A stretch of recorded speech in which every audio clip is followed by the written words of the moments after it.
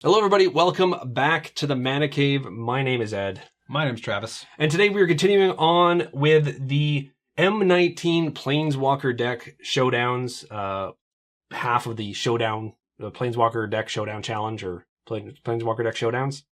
Yeah. Yeah, there we go. That's what it's called. That. We'll say that. This is the second round, and it's going to be Vivien, which you are going to be helming, and versus Liliana. Now, I'm going to give you a full disclosure type statement now. We actually played this match once before, and I accidentally saved over one of the files. One of the overhead camera files, one of the files, which actually is linked to the clean audio. Yeah, this isn't important. Yeah, the cameras, we can always put like a still photo, and that's not a big deal. But I deleted one of the worst possible files. So this is going to be the second time that we've played this match out. And Travis, do you have any thoughts now that we've sort of done this once?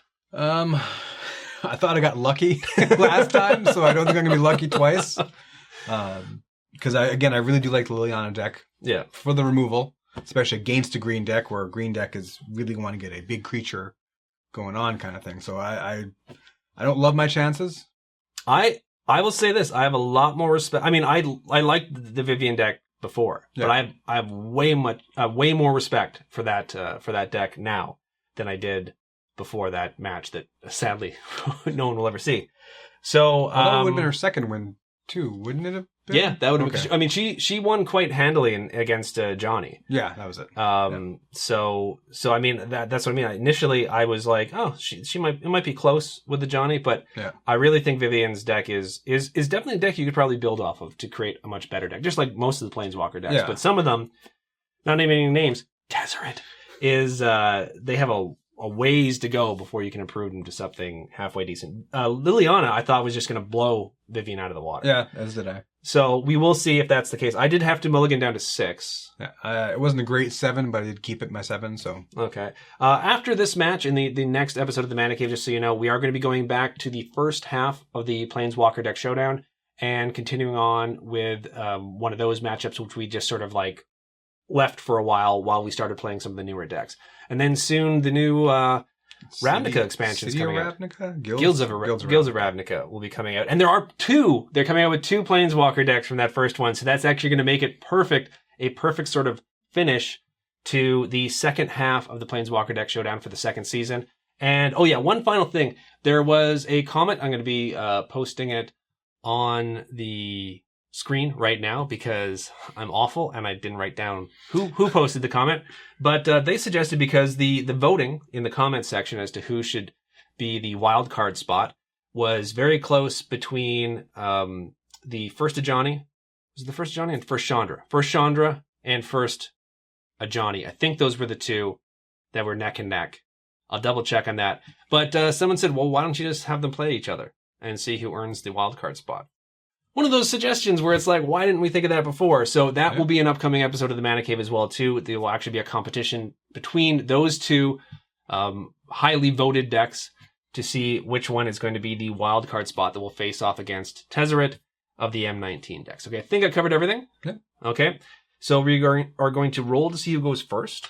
I think the Chandra one is definitely it's kind of a cheat for, but definitely a good one because that Nissa deck it was against was built to destroy it. Yeah, literally, because it was artifacts versus artifact hate. It seemed. Yeah, so. Yeah. It can, and a lot of people, from what I remember, really, really like the Chandra deck. Yeah. It was a while ago that one came out, but yeah, it would be nice if that one comes back. And also the Johnny deck, I don't think got the same sort of. If that is the other one, right? It's been a while. It seems weird because sometimes you'll see these episodes and they'll be like a week apart, sometimes a bit more.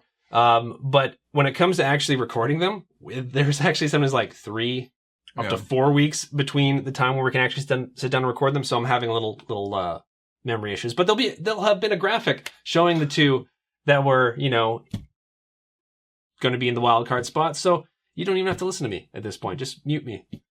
Well, unmute me now, because now we're actually going to start the match. I'm going to go first, so I will show first. Okay. And I will tell people that, I realize this is not the best opening hand, but I did have to mulligan. So, you make do with what you have. And we're going to see if I can pull through with this particular hand. So, Travis? Alrighty. So, this also not a super great one, but I'm hoping to draw into some better stuff. And I never give more information than that. Okay, so I do start, and I will start by playing a swamp and passing to you. Again, I know there's no land or elf, so I don't know what kind of turn one play I'm hoping to find her. Just a forest. Back to you. Ooh. I don't know if there's a turn one play in this deck. I'm actually going to move my beer over here, You just keep because shaking it it? looks a little tilted on this part of the table. I think you're fine, but mine really looked Sure? like it was sort of like the You know leaning tower of Better safe Sleeman's. So, than okay. sorry. So then I'll draw. Interesting, and then I'll play a swamp and I'll pass to you. Oh, we're gonna move these aside from now. So it was a draw. Okay. That was well. Let's just. Oh, don't have another one with the mana. Cojones. So I'm just going to play a regular one and pass back to you. Oh, excellent. It's always nice when you start off slow that your opponent is also starting off a bit slow as well too. You don't feel as No, that's not nice. I prefer to have a bunch of stuff going on the board while this like try and get that 1/3 drop going. That's just me though. Okay. Ooh. There we go. I'm going to pass turn to you now after playing a swamp. This hand is just so goofy. Oh, okay, at least I'm going to do something here. So play a forest, and I will tap all 3 of my manas for a wasted Reclamation Sage. Oh. When it's a battlefield, I may destroy target artifact or enchantment. It's 2/1 at this point, though, for 3 mana. And I'm just going to pass back to you, because he does not have that green haste that everybody loves. Well, while we're casting things for less than the full value, I'm going to play another swamp. I'm going to tap for 4, and I'm going to cast a Gravedigger. It's a 2/2, and when it enters the battlefield, I may return target creature card from my graveyard to my hand. Well, I don't have one, so I think you it's a got double-costed bear. the worst of that lack of value, you know? I think you did. Oh, that's unfortunate. Anyways, I will pass the turn to you, sir. The real question is, how much do you like that dude?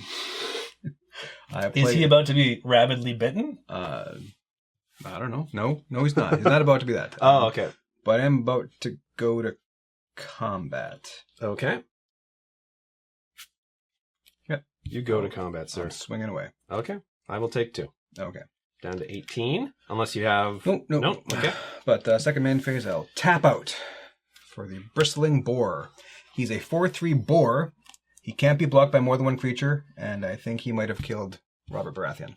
Pass back to you. Okay. I get that reference. Who doesn't at this point? That's season 1, man. Season 1, book 1. Interesting. I have choices to make. I think I'm going to have to do this. Yeah, I'm going to have to do this, and it's going to put me behind. I'm already down 2, but I'm going to do this. I'm going to pay 4 and cast Blood Divination as additional cost to cast this spell, sacrifice a creature, draw 3 cards. So that just basically shows you the current state of my hand. So that's 1, 2, and 3. Okay. And Travis, I pass the turn back to you now. Okay. Untapping, drawing, playing. I have 2 options here. But I'm just going to first off go to combat. Go to combat. Swing for 6 damage. Yikes. Okay, so I'm down to 12, which is not great. And now once again, tap out for 5 to cast the Thornhide Wolves. Just a 4/5 wolf for 5 mana. Well, that's more than enough right now. Back at you, sir. Okay, untap. I'm going to play Swamp. I will... I'm going to pay 1 black and bring out the Diregraph Ghoul. It is a 2/2, but it enters the battlefield tapped. So it's not really going to help me much with blocking. You're currently tapped out, right? Tapped right out. Okay, I'm going to do this now just because I can't remember, but I think you have something there that might give hexproof. I'm not entirely sure. But I'm going to go ahead and for 3, I'm going to cast Murder, destroy target creature. I might as well do it on the beefiest creature you got. Murder most foul. Murder most foul indeed. And that is my turn. I'll pass back to you. Still looking at 6 on this crackback. It's half my life total again. I might have had a plan with that, with the wolves on the table, though. I might have. I will play... Oh, no. 6, from what I remember, is like the magic number with the land in that deck. It's a magic number, because it's a game of Magic. Mm-hmm. I can untap my creatures, though, because they have use. And I can retap them to go to combat and attack you. Okay. I go to combat and then attack. But... Yeah. Down to 6, unless you want to do something else before damage? No. Okay, so I'm down to 6. 6, you say? 6, I say. I'm going to tap 1, 2, 3, 4, only 5 to cast the Scala Wolf. It is a 3/3 Wolf Spirit for 5 mana, 2 green, 3 of anything. When Scala Wolf enters the battlefield, look at the top 5 cards of your library. I may reveal a green card from among them and put it into my hand. Put the rest in the bottom library. Random order. Yep. So it does say. Well, look at, not reveal. 1, 2, 3, 4, 5.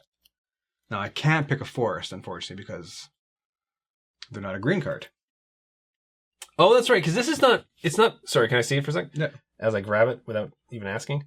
Real green card. Yeah, okay. For some reason, when I did the opening for this, and I think even the first time when we played, I played against Vivien, I said I think this one should be green card or land. Card. Because Tezzeret is blue card or artifact. I thought that would be a better sort of... I don't know... effect, I guess, in this particular deck. So yeah, you can't grab a land. I may reveal a green card. I'm going to reveal that old Rabbit Bite. Yeah. So we're going to random this order up a little bit of these 4 cards. On the plus side, I did filter through a lot of poop. There was a lot of poop coming my way for the next 5 cards, so I'm glad that poop has been flushed to the bottom of the library. I have a 3/3, and I have 1 mana, and I'm passing to you. Okay. And a Rabbit Bite in hand. Alrighty. I get to untap my ghoul. I will play a swamp. And then and then with sorcery like speed, I will tap for 5 and cast Lich's Caress, destroy target creature, you gain 3 life. So I will destroy the 4/3. Caressing my Lich. I'll gain 3 life, I'm at 9. Bye boar. Well, this guy's probably just going to get bitten next turn, but at least I can keep him up as a chumper if he doesn't. So I'm going to pass the turn to you. If I do play that card, though, it will be a flavor loss. Because when you bite a zombie, you should become a zombie. Exactly, right? I guess it could still be a green zombie. Well, I guess that is more about the lycanthropy, right? Is that the way did you say it? Lycanthropy. Lycanthropy. Lycanthropy? I do love that word, though. Lycanthropy? It doesn't roll off the tongue, but it just lycanthrope. It rolls off the tongue if you pronounce it correctly, and I did not pronounce it correctly. So it's fun to say. It's lycanthrope. It's. I think it's lycanthrope, but I think the lycanthropy, lycanthropy. Lycanthropy. That's right. That I am 100%, not 100%. I'm like 99% sure that's right because that's not the way I pronounced it, and I'm pretty sure I pronounced it wrong. So let's go bite that zombie. Okay. I'm going to tap to. Oh, I'm sorry. I'll tap my. Tap him. I will, of course. Now, this is just deals straight damage, right? It's not fighting. It's just target creature control deals damage equal to its power to target creature control. Okay. So I will cast on this Scala Wolf just to be safe. I got you. Then I'm swinging for 5. For 5, okay. You're at 9? Shenanigans? You know what? No shenanigans. Okay, so I'm down to 4. You still got 4 mana left untapped? I do, but 4 unfortunately is not 5. So for 3, though, I will cast Vivien's Jaguar. 3/2 cat spirit with reach, and I can pay a green and 2 of anything, return Vivien's Jaguar from my graveyard to my hand. Activate that only if I control the lovely probably going to be still enough, so. And that's to you. To me? Okay. Interesting. I'm going to play Swamp. That is a lot of mana, and there's a lot of cards in hand, so... Gotta have something interesting going on there. So right now I'm looking at 3, 6, 7, 8. Okay, well I have to do this because I need to find an answer. So I'm going to play Liliana's Spoils for 4, for 3 and 1 black. It's a sorcery. Target opponent discards a card. which you got 3 left in hand, so it's not as bad as it could be. Look at the top 5 cards of your library. You may reveal a black card from among them and put it into your hand. Put the rest in the bottom of your library in a random order. So look at the top 5. I still have the discard thing on my head here.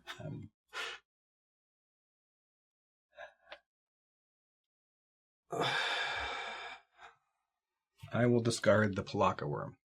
It is really good. I'm almost at casting it, but almost is not. It could be 3 or 4 turns before I get my 7th land to cast the Palaka Worm.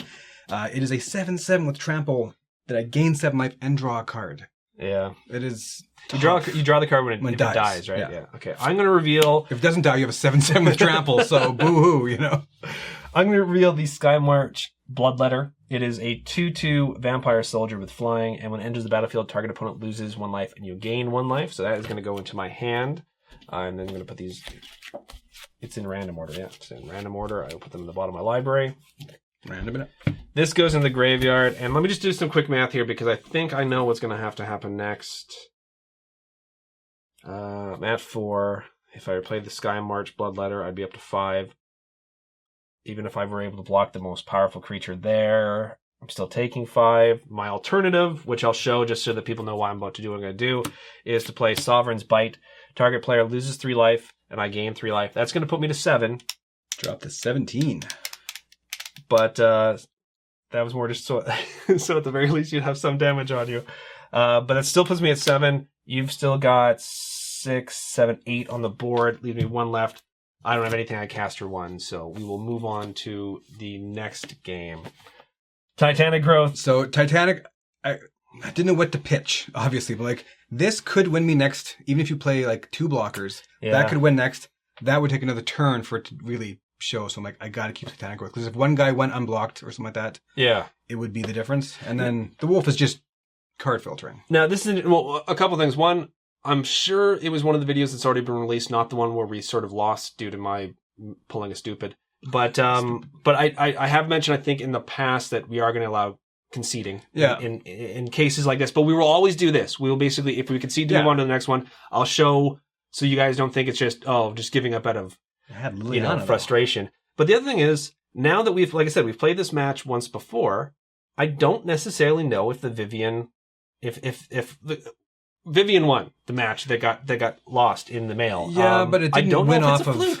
It didn't win off of any kind of great synergy or anything, other than just green synergy of here's some good value creatures for their mana cost. Yeah. There was no, this one's a beast, so it's going to do that. And there is not necessarily beast synergy, but there are some better synergies in this deck, usually once you get that Planeswalker. But of course, once you get your Planeswalker on these decks, they really should start kind of going together. But I mean, and granted as well too, I didn't also have the strongest start, but I had 2 bits of removal, one of which was fairly cheap removal. Another one gave me a bit of life as well too. So I didn't have the worst. We both had slow starts, so we can't even consider it to be because you ran away with it early. But going 5 cards deep to find, I think all I found was Rabid Bite, but that's removal, and it's hard to find removal in green. So, and this is one of the reasons why I still have mixed feelings with these the new versions of the tutor cards, because the older versions you were almost guaranteed to play your Planeswalker. Super funny side note. There's been spoiler seasons about literally, I think it's just over halfway done now. Yeah, I don't think there's been much spoiled on the Planeswalker They've decks. yet to reveal more about the Planeswalker decks. I don't know if it's going to be one of these or one of the original grab that Planeswalker from graveyard. I'm very curious if they're going to stick with this one, because even though it loses something by not being able to search for your Planeswalker in both your graveyard and your library, find other answers. The design of these cards is stronger for your ability to find an answer when you need it. Because granted, I looked for an answer, I didn't find the answer, but I had a better shot because if I had grabbed Liliana instead, it wouldn't have been an answer. And I wouldn't have had enough to cast it. So I am sort of split still with these ones, but I've grown to like these particular types of cards a lot more than I did initially when I first saw them. So unless your tutor card is Angrath's Fury, destroy target creature, deal 3 damage. Easily one of the best tutor cards that they came out with for this. So anyways, we're going to move on to the second game of this match, and here we are back in the second game, and I had a mulligan, once again down to 6. I do get to go first again. Yeah. You're at 7 still, right? I'm at 7 still. Okay. I'll show you my opening hand, and then Travis will show you his probably better opening hand. But I'm not super disappointed with this one. I think it's stronger than the first opening hand of the first game for certain reasons. Maybe a little bit less for other reasons, but there we go. Travis? You. Okay. Trying to stack a bit better this time. And there would be a glare-free opening hand for me. Mostly glare-free. And yeah, that's all I'm going to say. Okay. Although I'm starting to realize now why they did not put Llanowar Elves even 2 copies in this deck. Probably too powerful. It would immediately start to make that deck too good. Yeah. But yeah, it's such an easy add for anyone who wants to even just slightly improve that. I mean, 10 just cents a card, probably. Yeah, like take out some of the extra vanilla creatures they put in there. Put in some ones that have a bit more extra power to them for the same cost. Higher rarity, obviously they'd be, but maybe even just drop a land or 2. Yeah. But the Llanowar Elves, oh my Yeah. god, would make that deck just super rampy. I think they made all the decks at 26 lands or something, 25 Yeah. lands, something really high. Every single one of them was 26 lands, even the ones that didn't necessarily. I don't think any of them really need 26. No. But speaking of land, I'm going to start off by playing a swamp and pass turn to you. Get swampy. Draw. Play a forest. Pass back to you. Oh, okay. I was expecting after that for a turn 1 play. Well, I don't think there is one, actually. I didn't check between rounds, but I'm not sure there is a turn 1 play in this There deck. might be. That's the opening at this point was a month or 2 ago. So I'm going to play swamp. I'm going to do a turn 2 play, which I'm pretty happy about. It's a Tattered Mummy. It's a 1/2 zombie jackal, and when it dies, each opponent loses 2 life. I'll pass the turn to you now. Oh my goodness, you're so excited to play those cards. You just draw a better card. Another forest, and I do not have a turn 2 play, so I will just pass back to you. Really? Oh, okay. Yeah. Mono black aggro coming at me. I'm going to play a swamp, and I'm going to move to combat. Okay. I will swing into my Tattered Mummy for 1. I will take 1 as I have nothing to block and nothing to cast. Okay, I'm going to tap 3. I'm going to bring out the Arisen Gorgon. It is a 3/3 zombie Gorgon, and it has Death Touch as long as you control a Liliana Planeswalker, which I do not. Pass the turn to you. Another draw. Another forest. I'm going to tap for 3 to play the Elvish Rejuvenator. Elvish Rejuvenator, when he enters the battlefield, look at the top 5 cards of your library. I may put a land card among them onto the battlefield tapped, put the rest on the bottom of my library in a random order. Okay. This time it's reveal. No, just look at it again. Okay.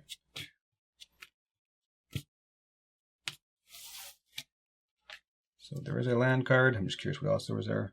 Oh, there's some good stuff in there. This was not as good as last time. But I'm revealing a forest. Okay. Putting my hand. It goes in your hand or goes in the battlefield tapped? We put a land card on the battlefield tapped. Yeah, that. Right. Even better. Yeah. So that was a better turn. That would 3 be play. poorly costed for 3, Yeah. and it just goes to your hand, man. That'd be Bottom of the library, and that's all I can do. Pass back to you. okay. 3/3 and a 1/2. Yeah, but you got a board now. I'm slowly getting aboard. I'm gonna play a swamp. Do something I don't normally do. I'm actually going to cast pre-combat. The reason why is because I have the Skeleton Archer. It's a 3/3 Skeleton Archer, and when it enters the battlefield, it deals 1 damage to any target. So, bing your creature, and then I'll move to combat. Yeah. And now I'll swing in for 4. You are swinging away, Merrill. There we go. So 15. That was a mighty 4. Okay. I'm going to just pass the turn back to you. And desperately try not to get my hopes up too high. So. Okay. 5. 5 mana. 5 mana. Tapping for 3 for Vivien's Jaguar. Okay. Saw him last time. And then I'm going to tap for 2 for sorcery called Rabid Bite, which we also saw last time. So he doesn't have Death Touch right now anyway. No. So it wouldn't matter because this, again, it's not a fight. It's just deal damage. Yes. Like the zombie thing. Yeah. You're not being bitten by the zombie. You're just biting the zombie. But it would matter in the sense where in the future, which would you prefer to remain on the battlefield, right? So I would prefer to get rid of the your Gorgon. Gorgon just because he's done his thing, right? Yeah, that's just an ETB effect, enter the battlefield effect. So okay, tapped out for that, and that has the ability. It has reach. 2 and 1. It has reach. Now that's something that's important because the game that you guys didn't see, that was something I forgot about. And from the graveyard to the battlefield, but only if you control Vivien Planeswalker, right? To my hand. Activate the ability only if I control Vivien Planeswalker. Okay, I got you. Okay. My turn. Alrighty. It's not bad. 3 mana, Yeah. Uncommon. Yeah. I'm going to move to combat. Okay. I'm going to swing in with a Skeleton Archer. No blocks. No blocks. Okay, so you take 3. Drop down to 12. Okay, and now I'm going to tap 4, and as an additional cost to cast this spell, sacrifice a creature. So this is going to happen regardless of you're tapped out, so it doesn't really matter. So I'm going to sacrifice a Tattered Mummy, and when it dies, each opponent loses 2 life. I'm down to 10. This is going a lot faster and I than did I was comfortable that. with it doing. I did that to cast the Demon of Catastrophes. It is a 6/6 flyer with trample, and as I mentioned before, as additional cost to cast the spell, sacrifice a creature. Wow. So I'm now going to pass the turn to you. You're down to 1? 10. 10, okay. I'm looking at it upside down, so I thought it was 1. I was like, I'm actually doing really well, but okay. Okay. I'm going to play. That's not how numbers work when you look at them upside down. I'm going to tapping 3 for or 6, pardon me, for the Colossal Dreadmaw. Okay. Also has trample. Yeah, it's a 6/6. I need blockers, lamentably. So I can't block the big guy, but I can't tackle this big guy. But I can block this big guy, so I will swing in for 3. Because it can block it can chump for and lessen the damage by 3, right? Yeah. So I better keep him up too. That's painful. Okay. Pass back to you. Pass back to me. Okay. Not a good spot. I'm going to move to combat. Okay. I'm going to swing in with the Demon of Catastrophes. It's got 6/6 trample flying. So I'm still going to be taking 4 off that. Oh, 4. I thought it was a 3. It's a 3/2. That's right. So, okay. Is taking 2. Taking 2, I don't know why. I'm just going to actually take the 6. Take or the not 6? block. Okay. Drop to 4. That's a pretty painful. This is going way too fast for me. I've got an interesting decision to make right now. Because you've got still 9 that can be swinging in on the board. Only 3 that has trample. Only 6 that has trample. Yeah. Only 6 of that. I'm gonna do this, and I don't know. This may be a mistake, but I think I have to. I'm gonna cast Blood Divination as additional cost to cast a spell. Sacrifice a creature. Draw 3 cards. So I'm gonna sacrifice this. If it was instant, I would be casting this at a completely different time in the game. But I do want to draw 3 cards because I want to be able to have answers. Yeah. Or a certain spell. Now you've got 6 mana up, so this is actually the 5th turn because you had an additional 1. Yes. So I was not able to play a land this turn. So I'm going to play a swamp now. I'm not going to be able to cast anything with it, but it's there. So that was one of the reasons why I wanted to draw as well, too. I'm going to pass the turn now to you. Come on, Palaka Worm.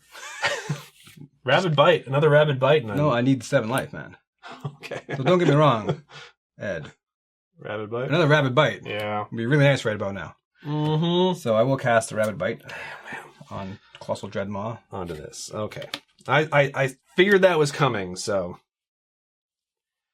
Oh, that's only 2. That costs 2. Now I'm going to be cocky here and assume that you don't have anything with 4 power and haste. Or even 1 power and haste. Because you might have that, was a 3 life point swing, which is still a good card. And I am going to just swing in for 9. Okay. Swinging for 9. Okay. So I'm 9. taking 11. No, I'm taking 9. Take 11 if you want. Down to 11. There we go.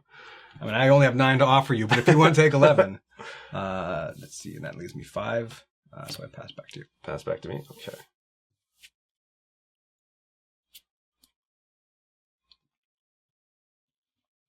Oh. Okay. I'm going to tap for 5 and cast Lich's Caress. Destroy target creature, you gain 3 life on your 6/6. So that puts me back to 14. No. Taps me out still. Lots of no. And I'm going to pass the turn to you. Sure. Untap. Locker room. So 1, 2, 3, 4, 5, 6. Two still up. Or Vivien of the Arkbow. Okay. Fortunately, she does not grant life gain. So her +2 is put 2 +1/+1 counters on up to 1 target creature. -3 is target creature I control deals damage equal to its power to each I don't control. So essentially, it's Rabid Bite on a Stick. Yeah. -9 is creatures you control get +4/+4 and gain trample until end of turn. So I'm going to take her from 5 up to 7 to put 2 +1/+1 counters on Buddy here. Okay. So it becomes a 5/4. I'm once again taking the hope that you do not have a 4 mana costed hasty thing. So I'm attacking you for 5. For 5. Okay, so I'm down to 9. And I have no Colossal Dreadmaw. So they were both the same cost, and I had them. It was just a matter of sequencing. And once that 6/6 flyer hit the board, it changed the math. When you said that you were trying to decide between 2 and you brought that out, I was assuming it was because you had another Rabid Bite. So I think that was the right one to do first. In my opinion, anyways, I think that was the right one to do first. So pass back to you. Pass back to me. Okay, untap. But for the time being, I have Rabid Bite on a Stick. Just, I don't have a 6/6 Colossal Dreadmaw. Alrighty, I'm going to pay 2 and bring out the Tattered Mummy. When it dies, each opponent loses 2 life. Mummy. I'm going to pay 2 more and cast Sovereign's Bite. Target player loses 3 life, and I gain 3 life. So I can't attack. I can't kill the mummy. I'm down to 1. I'm up to 13.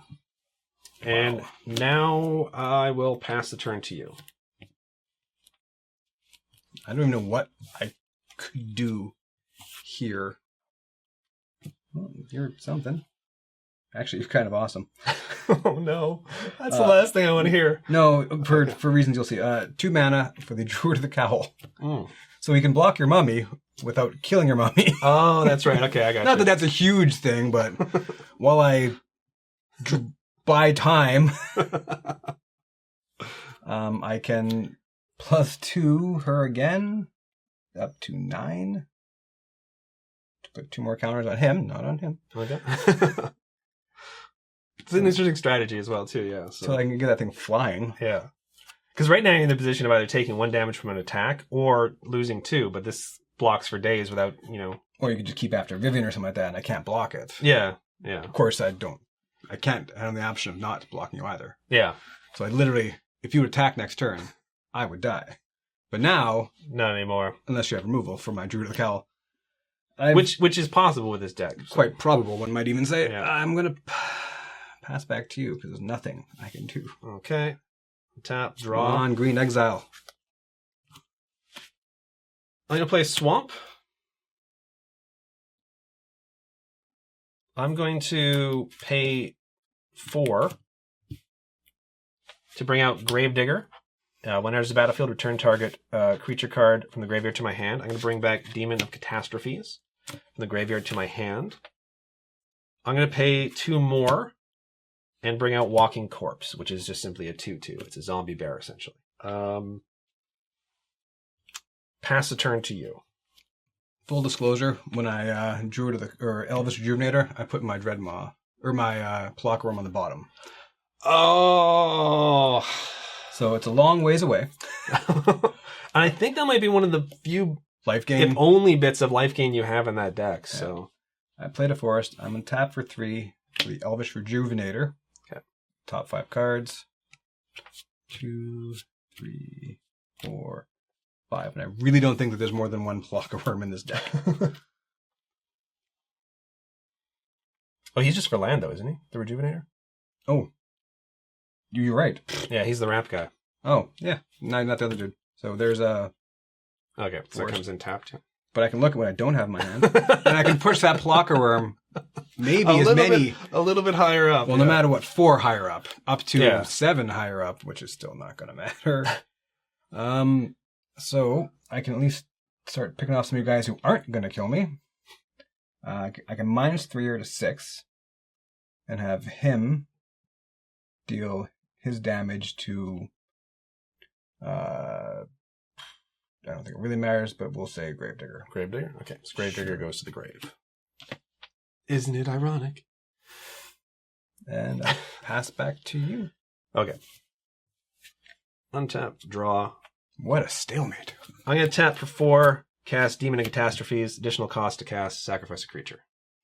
So I'm going to sacrifice Tattered Mummy to do 2 to you. So close. And this is the problem sometimes. You play so loose that life gain because I know it doesn't matter. Or that life loss. It doesn't matter. I have plans. I have big game late plans. Yeah.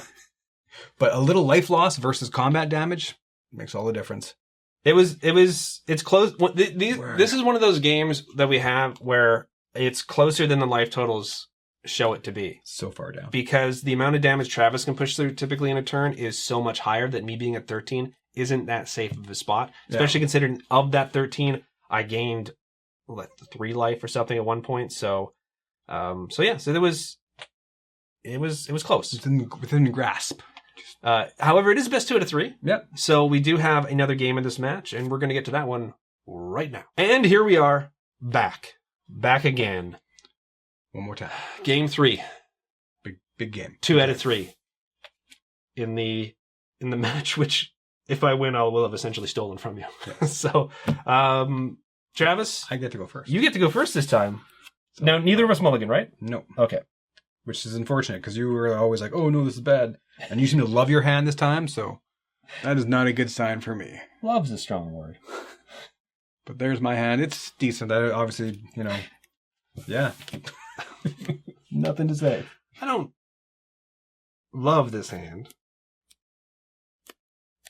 I don't dislike it. You'll text it the next day, but you probably won't call it. Yeah, exactly. There we go. So there's the opening hand, which you can see. Maybe why I don't love it. I don't even know if I like it. I like it. I don't know if I like it. You go first, right? No, I do. Okay. Play a forest and pass to you. Okay. This is how things seem to start between us. One of us plays a land and says, "Go on, sir. It's your turn."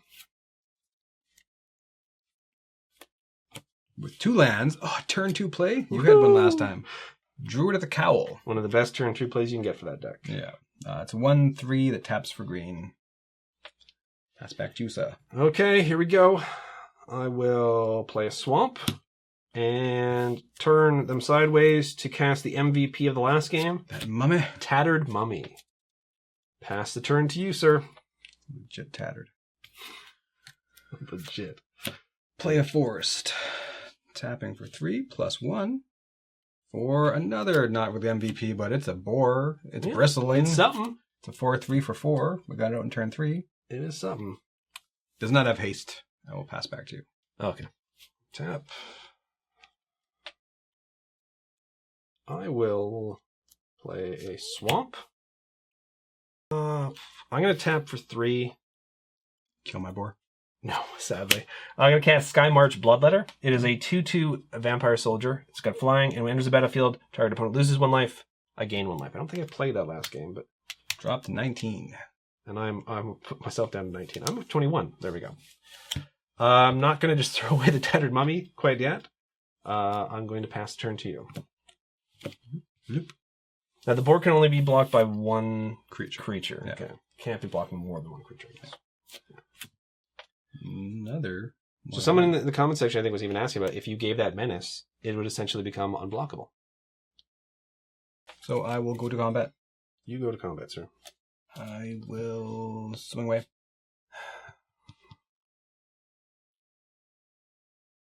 No blocks. Shenanigans? No shenanigans. Okay, just so I'm 4 down damage. Down to 17. And I pass to you. Okay. Can block that mummy now. Draw. Did I just play land? I play land before my draw. Yeah. Well, don't do that. Don't excited. Play land before your draw. Okay, this can only I can only block with 1, so I'm going to. This has got flying. Move to combat. Move to combat. Swinging for 2. Take 2. Down to 17. Tie game, y'all. Tap 2. Sovereign's Bite. Lose 3 life, and I gain 3 life. Was a tie game. Life loss, man. Back up to 20. Down to 14. Pass the turn to you now.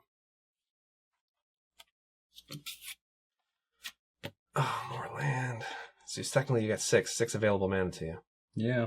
It's always been a bad sign. 6 available mana to me.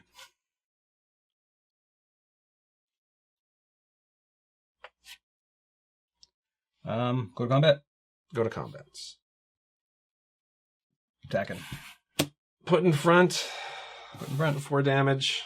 Tap 2. I think I know how this is going to end up going, though. Abnormal endurance. Until the end of your turn, target creature gets +2/+0 and gains. When this creature dies, return it to the battlefield tapped under its owner's control. That's going to go on the Tattered Mummy. Yep. Response? No response. No response. Oh, okay. So then this dies. You take 2. I take 2. Comes back tapped. This is not going well at all. And I passed you. Okay. Yeah. Not well at all. I needed that pig. Play Swamp. That's a 1/3. It's a 1/3. I will move to combat. Okay. Swing in with a 2/2 flyer. No blocks. No blocks. Down to 10. Dropping fast. I will pay 4. And cast Demon and Catastrophes, sacrificing the Tattered Mummy. Dang, damn it. Down to 8. With a 6/6 flyer. And I'm going to pass the turn to you. Doesn't matter what this is. Oh, that's funny. So I will play. I think I know what it is then. I'll play 6 land, tapping for 7. Oh, for 7. Meteor Golem. 1 Meteor Golem enters the battlefield. Destroy target non-land, permanent, and opponent controls. I thought it was Plummet. I thought for sure it was Plummet. No. Once again, in the lost episode, Plummet did some work as well too, right? So he does not have haste. He is tapped out. I have a 4-turn clock on a flyer, so I'm gonna pass back to you. Okay. Tap. Draw.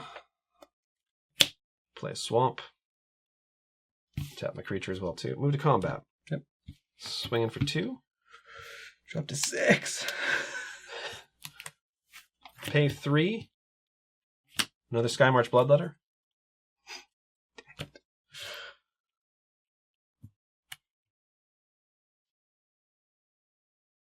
Oh man.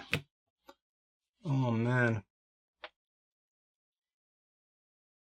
No, I have outs and what have yous. Okay, so you lose 1 life and I gain 1 life. I think you guys will know, and I'll catch it in editing for sure. I might have forgotten to take the life from this one. I can't remember if I did. I'm not going to take it now just in case I already did. So I'm going to pass the turn to you.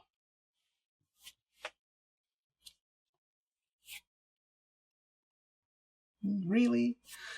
Okay, so this is just painful. Because no matter what, it's a 2/2 flyer I'm going to die to.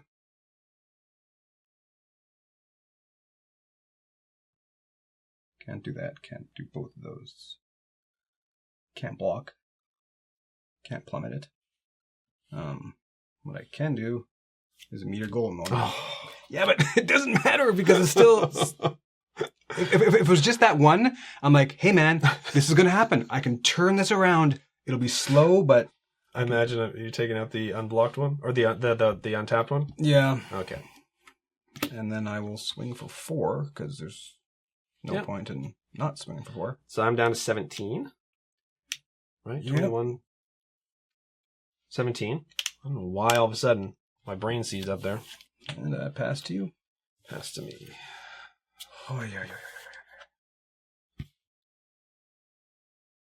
You know what? There was a better play there I could have done in hindsight. So looking at 6, 7.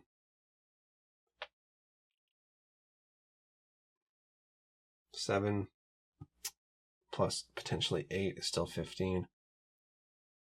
I'm just thinking if you happen to have like double Titanic growth. I'm gonna move to combat. Okay. I'm gonna swing in with a Skymarch Bloodletter. Drop to that magic number of 3. Okay. Then I'm going to pay 4.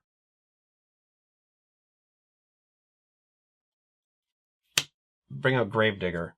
When there's the battlefield, I'm going to return target creature card from my graveyard to my hand. That mummy? Okay. I have Demon of Catastrophes, which is just a big threat on the board.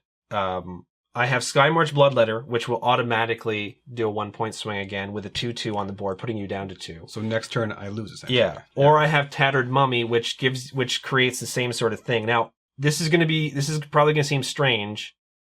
I'm actually going to bring back the Tattered Mummy. The reason why is because I can actually cast the Tattered Mummy. So the Tattered Mummy is going to go from the graveyard to my hand.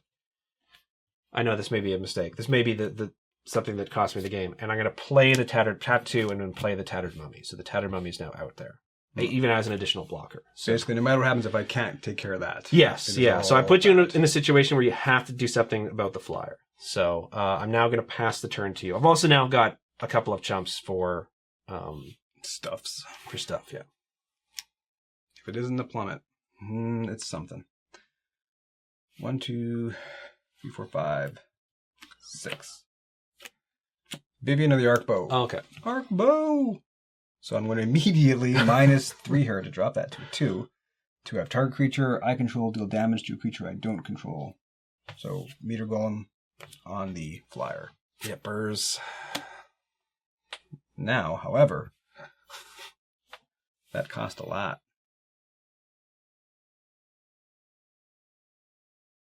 I will go to combat though. Mm-hmm. And I will swing with one of them.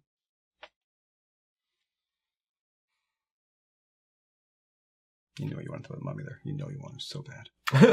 you have one left as far as mana up, right? Yeah, just one. Just one land. I'm going to put the mummy in front of it. Okay, I'm tap my land and my Druid Cowl. No, I'm just kidding. Okay, yeah. That's right. Yeah. That's an additional. This is one of the reasons why I think Travis is a better Magic player than I am. Is because I lose sight of the bigger picture way easier. They're like, Travis is always scanning the bigger picture. Something like that seems small. It can cost you the game if you're not, and it has cost me. Something like that has cost me the game. There's been times where you've told me something the turn before, moved to my turn, and I will have forgotten it by the time my turn. Not that this is the case, but this is one of the reasons why I think you're a stronger Magic player than I am. So take 2. You are going to take 2. Down to 1. And it prevented the 3 damage. Yeah. I will now tap the Druid and that to play another Druid. Play another Druid, okay. So not much, but still something. And Vivien did some removal. Yeah. Pass back to you. Okay. One life. Oh, this is with your deck. This is like walking on like shattered glass, like that scene in Lost World where she's trying to reach for the thing and the glass keeps cracking. It's like it's any second it's gonna all fall through. Or it's 17 too. It's not even like I can just hope to punch through. 17's a lot of life. Now her second ability is a -3. Yeah, so I can't do it again. Okay. Because I have another choice to make here, but I think I'm going to go with this. Not a bloomin' flyer, is it? 1, 2, another 2, so 6 in total. Cast the Gravewalker. It's a 5/5 bird spirit. It's got flying, and I can pay 5 and 2 black, return target creature card from your graveyard to the battlefield tapped. Pass the turn to you. All tapped out. I'll get up there. I can't see me. All right, magic card, be my friend. You're not nothing.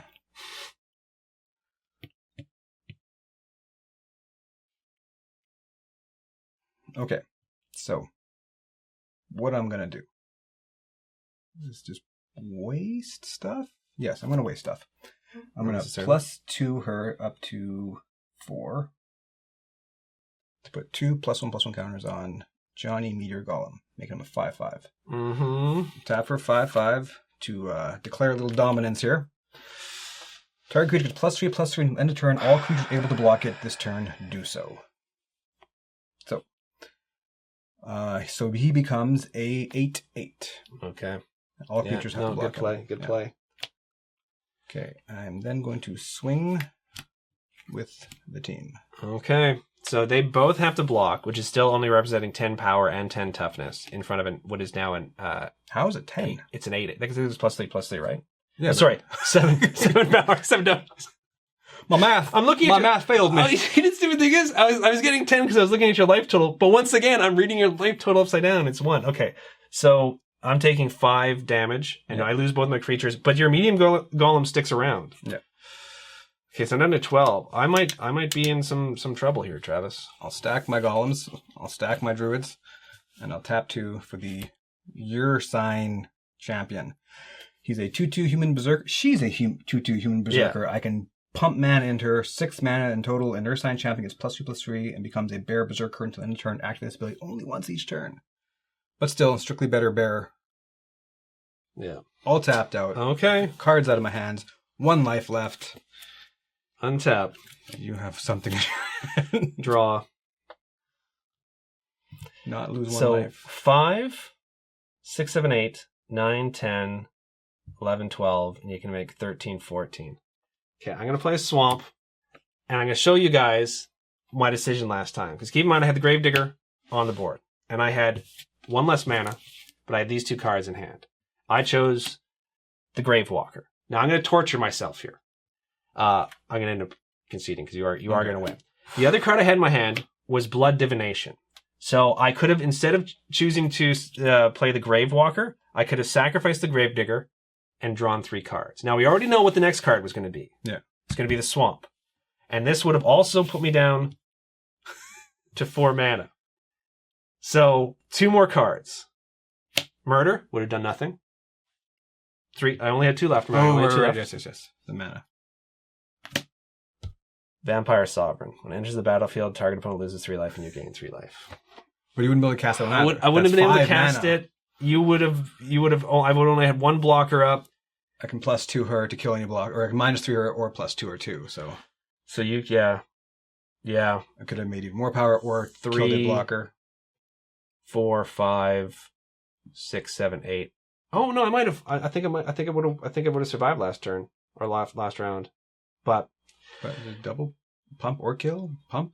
yeah, but you wouldn't have been able to cast. Like this is we're talking about. We would have then moved to your turn. Yeah, we would have then moved to your turn. So I would have had this in hand.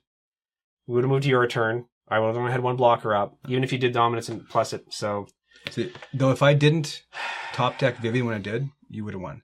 Yeah, because I was silly.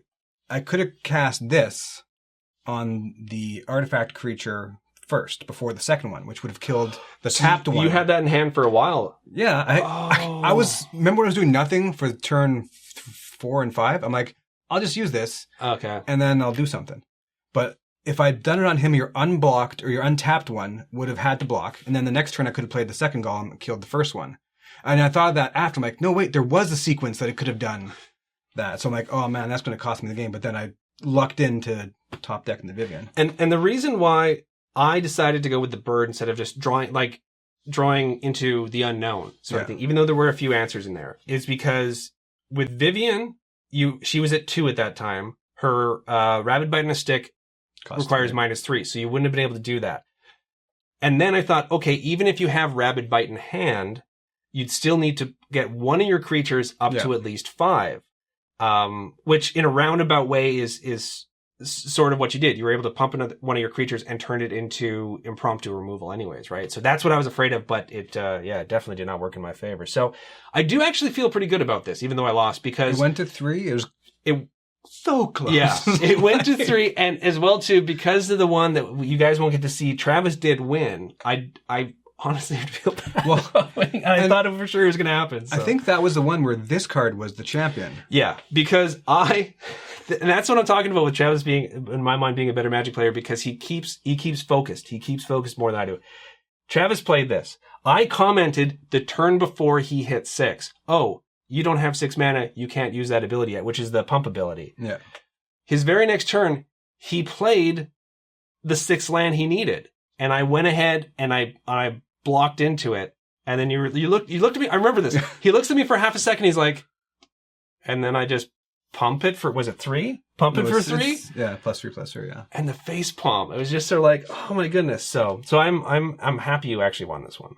And you know what? And it's surprising because these haven't gone to 3 games in a while, these Planeswalker decks. No, so. it's been pretty lopsided. So this was kind of nice to have one go to 3. And there's going to be a lot of disappointed people, because I think a lot of people, including myself and yourself as well too, really thought Liliana was going to be the one to advance. But no, Vivien advances to the finals. So fragile. On her side. I was like, there's no way I'm winning this again.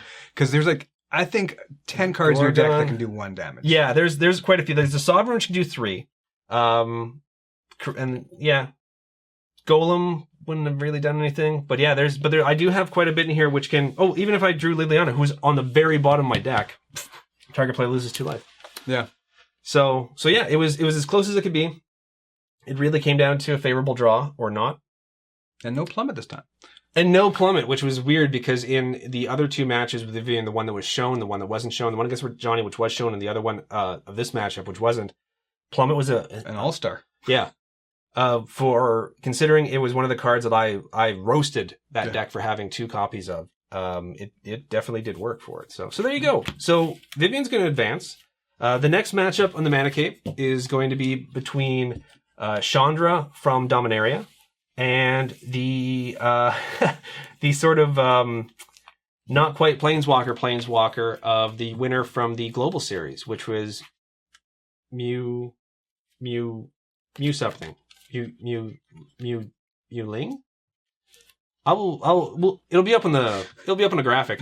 But I know it's I just have it on the graphic, the sort of like the tournament board. It's just Mew. So I can't remember what her last name is. But that will be the next episode. However, that is it for this episode. Do you have any final thoughts? Anything to say? No. I will say this. We have come out with a episode of Tabletop Trenches, which is when we play a tabletop game which is not Magic the Gathering, and it's the first of a multi-part series in which we play Pandemic Legacy.